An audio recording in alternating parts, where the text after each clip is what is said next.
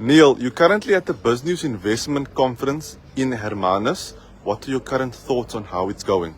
Well, firstly, don't let the weather and the clouds around us dampen the spirit of what we're doing here today. As you know, myself and the stunning Chris Stein, every Sunday, contribute to what we call the weekly roundup on Biz News. And it is a privilege to be here today.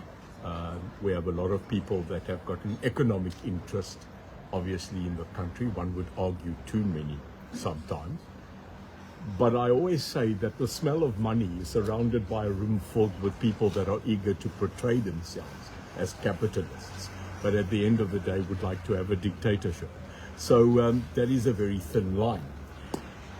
Why I find this day fascinating is because we have to start looking at painting a picture, not of what is right or what is wrong, but out of a perspective of the truth.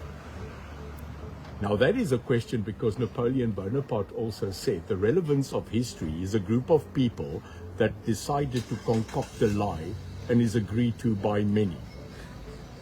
So what I'm looking forward to is getting the hard perspective of where South Africa is today.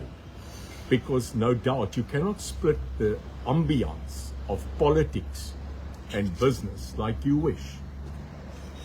Business is a hard fact. It's about supply, demand, it's about income and expenditure and creating an X factor. And one has to start deciding in this country, are we a capitalist system or are we a social nationalist system? So I look forward to the people that are the experts today, not telling us exactly what is the past. True power is knowing what's coming and knowing it today. Because if you know things today, it's bloody obvious. So we look at the people not to create the ethos of Nostradamus, because then I'll bloody tell you what's the lotto numbers tomorrow. What I'm looking forward is the hard facts, the real truth, the engagement of the people that are what we call economic leaders, all coming to the beautiful Hermanus.